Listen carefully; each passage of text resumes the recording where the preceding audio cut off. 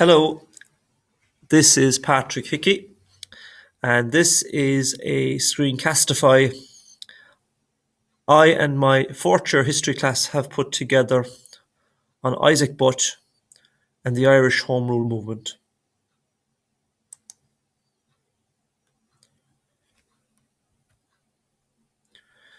So we'll start off with Isaac Butt's background. He was born in Donegal in 1813. He came from a Protestant background. He was an MP for Youghal, County Cork. He came up with the idea of Home Rule for Ireland. This came about because of his experience during the Irish famine. The Fenian Rising of the 1860s was also a defining moment for him. He felt catastrophes like the famine could be avoided, and uprisings like those from the Fenians would also be avoided if Ireland had more control over its internal affairs, i.e., if Ireland had its own parliament back in Dublin. Home Rule, also known as federalism, would mean Ireland would have its own government in Dublin, dealing with internal affairs like education and transport. The Queen of England, at this time Queen Victoria, would still be head of state. Westminster would deal with external affairs and issues like taxation.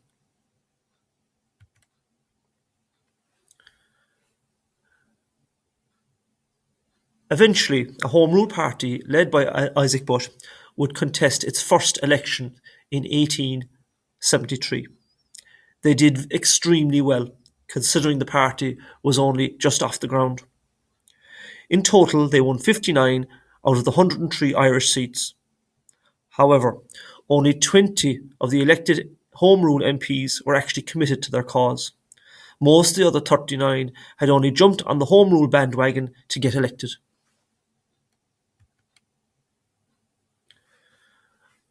Isaac Butt had many personal problems, such as gambling and drinking. He was often absent from Parliament so he could pay off his debts.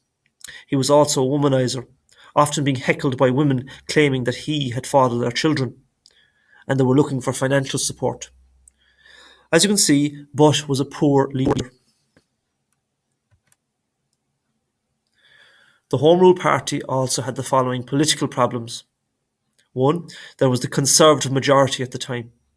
This meant that the Home Rule Party had no power and could largely be ignored in Westminster.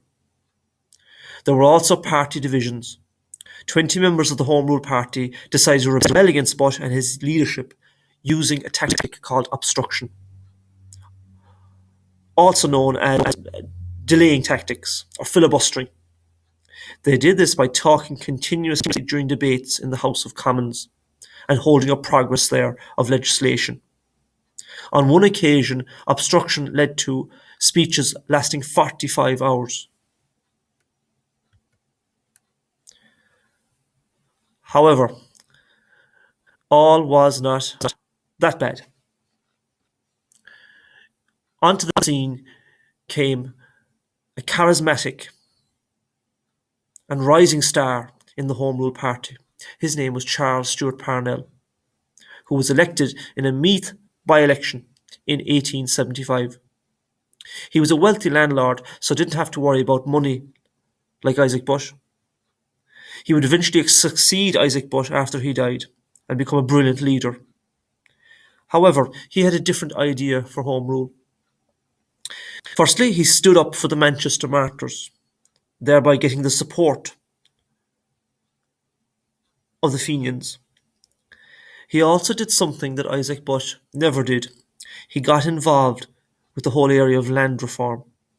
Parnell had worked out that if he could get land reform, it would guarantee him the support of 600,000 tenant farmers. Thereby, it would make his cause of Home Rule a more popular one.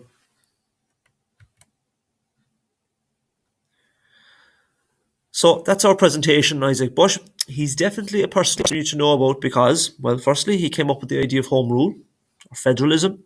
He started the Home Rule Party, And I suppose amazingly, for a time, he was able to unite both nationalists and unionists to the cause of Home Rule.